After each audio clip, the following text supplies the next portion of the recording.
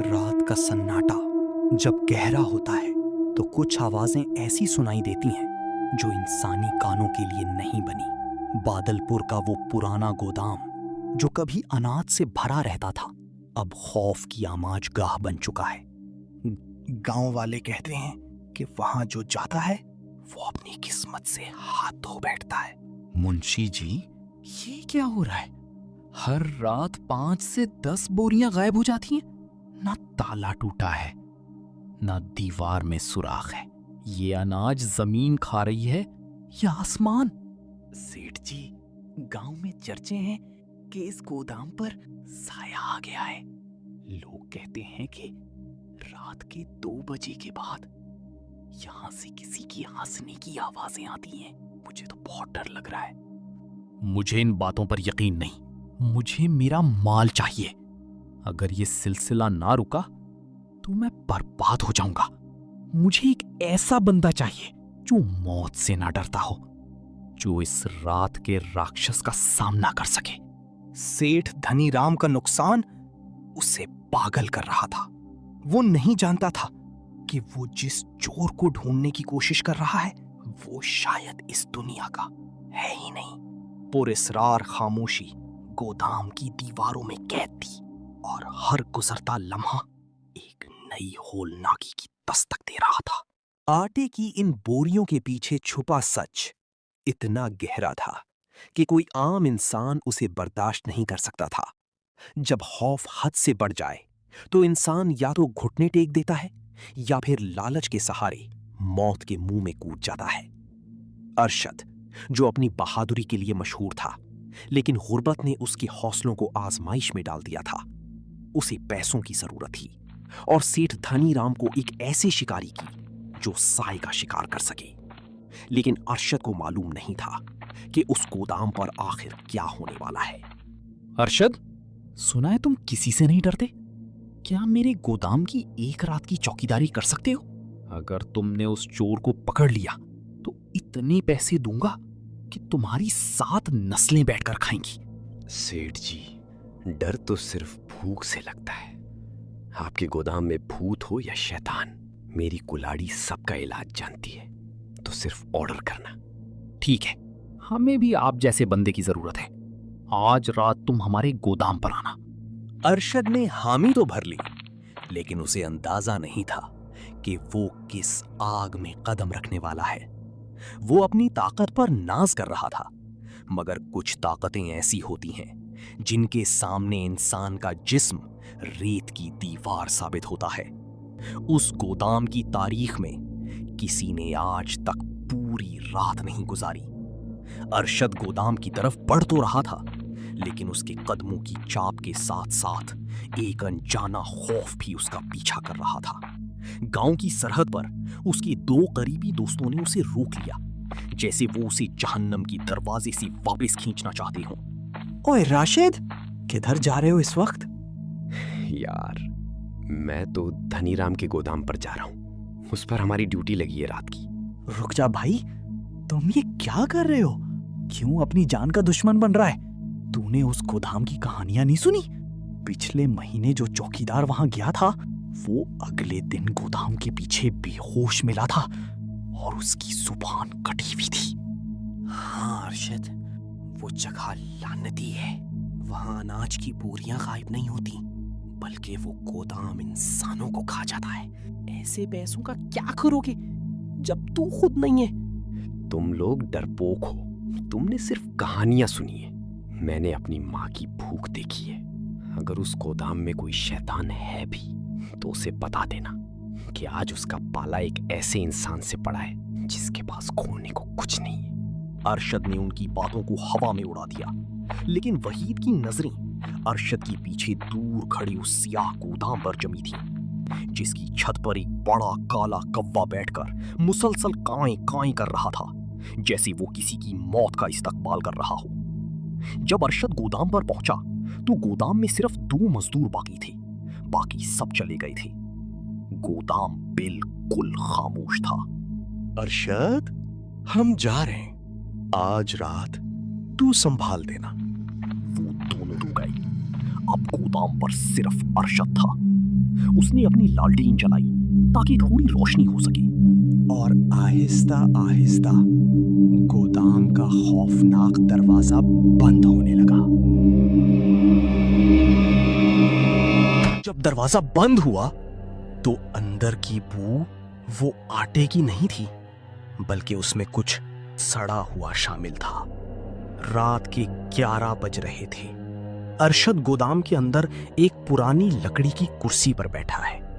چاروں طرف آٹے کی بوریوں کے اونچے اونچے ڈھیر اندھیرے میں کسی ساکن فوج کی طرح لگ رہے ہیں۔ سب وہم ہے، کچھ نہیں ہے یہاں، بس ذرا سی ہمت اور صبح ہوتے ہی انعام میرے ہاتھ میں ہوگا۔ اچانک گودام کے دور دراز کونے سے ایک بوری کے گرنے کی آواز آتی ہے۔ کون ہے وہاں؟ سامنے آؤ، میں جانتا ہوں تم وہیں چھپے ہو۔ ارشد کی آواز گودام کی چھت سے ٹکرا کر واپس آئی، لیکن جواب میں صرف خاموشی ملی، ایک ایسی خاموشی جو کانوں کے پردے پھاڑنے لگی۔ اس نے لالٹین اونچی کی، لیکن وہاں کوئی نہیں تھا، بس ایک بوری فرش پر پڑی تھی۔ اور عجیب بات یہ تھی کہ اس بوری پر کسی کے ہاتھ کا نشان چھپا ہوا تھا، ایک ایسا ہاتھ جو انسانی ہاتھ سے کہیں زیادہ بڑا تھا۔ ارشد بوریوں کے درمیان چل رہا ہے، اچانک اسے چھت کے اوپر سے کسی کے چلنے کی آواز آتی ہے۔ وہ اوپر دیکھتا ہے، لیکن وہاں صرف گھپ اندھیرا ہے۔ یہ ہوا ہے، صرف ہوا ہے۔ وہ جیسے ہی گودام کے کونے میں پہنچا، اس کی پیروں سے زمین نکل گئی۔ وہاں ایک بوری موجود تھی جو خود بخود اندھیری کی طرف کھینچی جا رہی تھی۔ ارشد نے کلہاڑی ماری، لیکن کلہاڑی صرف ہوا میں لہرائی۔ وہاں کوئی جسم نہیں تھا، کوئی انسان نہیں تھا، صرف ایک کالا سایہ تھا جو بوری سمیت دیوار کے اندر غائب ہو گیا۔ ارشد کے ماتھے پر پسینہ آ گیا، اس کے دل کی دھڑکن گودام کی دیواروں میں گونجنے لگی۔ اب 1:15 ہو چکے ہیں۔ ارشد، جو اب تک خود کو بہادر سمجھ رہا تھا، اسے محسوس ہوا کہ وہ اکیلا نہیں ہے۔ اندھیرے کے ہر کونے سے اسے محسوس ہو رہا تھا کہ سینکڑوں نظریں اسے دیکھ رہی ہیں۔ خاموشی اتنی گہری تھی کہ اسے اپنی ہی سانسیں کسی کے ہانپنے کی آواز لگ رہی تھیں۔ اچانک گودام کے اوپری حصے سے ایک دبی دبی ہنسی کی آواز آتی ہے۔ کون ہے؟ سامنے آؤ، یہ بزدلوں کی طرح چھپنا بند کرو۔ اگر تم انسان ہو تو میری کلاڑی تمہارا انتظار کر رہی ہے، اور اگر تم کچھ اور ہو تو میں مرنے سے نہیں ڈرتا۔ ارشد کی للکار کے جواب میں ایک بار پھر وہی آواز آئی، لیکن اس بار وہ آواز اس کے بالکل پیچھے سے آئی تھی، جیسے کوئی اس کی گردن پر گرم سانسیں چھوڑ رہا ہو۔ ارشد تیزی سے گھوما، مگر وہاں صرف خالی ہوا تھی۔ وقت جیسے ساکت ہو گیا تھا۔ جب گھڑی نے رات کے 2 بجنے کا اعلان کیا تو گودام کی فضا میں ایک عجیب سی بھاری خاموشی چھا گئی۔ ارشد کی لالٹین کی لو اب آخری سانسیں لے رہی تھی۔ اچانک گودام کے عین وسط میں ہلچل ہوئی۔ ارشد نے دیکھا کہ آٹے کی بوریاں ایک ایک کر کے خود بخود ہوا میں بلند ہو رہی ہیں اور اندھیرے کی طرف جا رہی ہیں۔